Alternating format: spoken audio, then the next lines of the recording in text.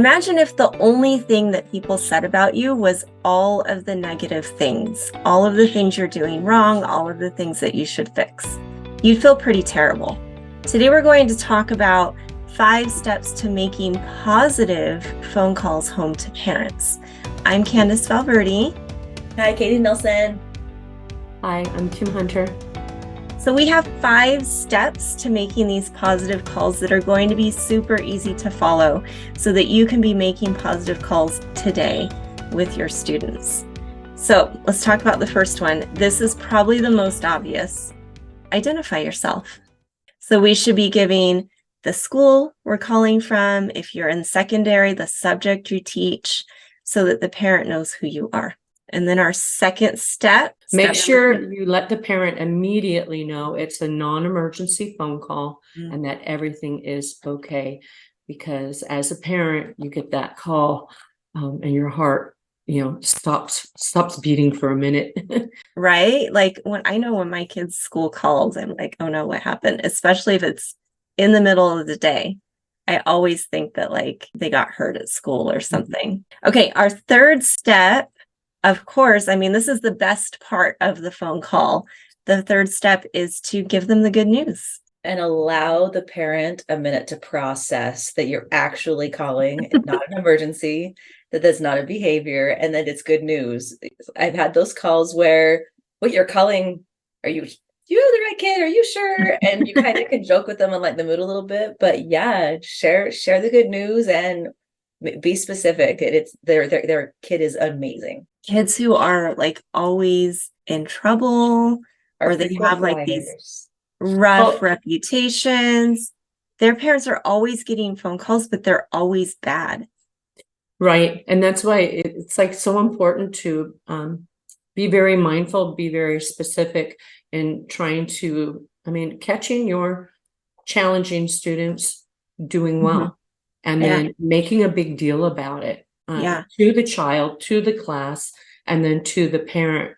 And you can turn a challenging student and challenging situation into a positive and work on building that relationship with the student, building community and a partnership with the parents as well. It's so powerful. Number 4 is to resist the temptation to talk about challenges. Even though you're possibly making a phone call about a student who is a challenge from time to time, don't mention it at this time. You're focusing on the positive because that's what's going to help the relationship between you and the parent.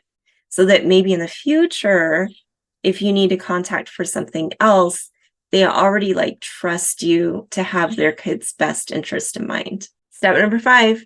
Thank the parent for their time and let them know you really appreciate them and their support at home for their child.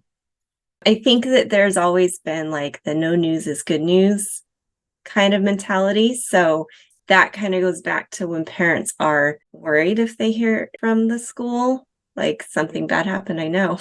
So with that said, there are 5 steps for making that positive parent contact. I know, Katie, you just made a couple, right? I did. So this is exciting because it's when people are like, oh, I have to call home. For me personally, it's, that I have to plan on 20 minutes. I don't have that kind of time. And when you're calling to set up I just called to tell you something great happened. The shock is enough to go, that's all. That's the only reason. Yep. Have a great day. Have a great weekend. So it really is. But then the next time I call, if there is a concern or, hey, there's 3 positive phone calls and then I have a concern, that relationship is built. I don't want to, as a parent, to help you out if the only time you're going to call is complain about my kid. So on the flip side, hi, this is Katie. First of all, this is not an emergency. Everything is okay. Insert parent going, okay. Thanks for telling me that. I just wanted to call and tell you your student, use their name, is an amazing human and something incredible happened. And I just wanted to make sure I got to highlight that so you knew what a pleasure they are. And I know sometimes we don't get those phone calls enough. So I just wanted to call you and tell you that they're amazing. This is what happened. Give a brief overview of what you observed. And mine was, they're so helpful. This first week has been a struggle, and I just wanted to tell you that your daughter is an amazing human. She has been completely helpful and on just everything I needed her to be doing. I just wanted to call in and tell you thank you. She's incredible. And mom pauses. I said, wait, that's it? That's it. And mom said, oh my gosh, thank you for telling me that. Thank you for taking the time to call me and tell me that. And I said, thank you for allowing me to be her teacher. It's going to be a great year. Have a wonderful weekend. It was less than a 3-minute phone call. And mom hung up, and it was truly that list of 5, identifying it jokingly. It's not an emergency, just called to tell you something good. This is what happened. This is what was great. It's going to be a good year.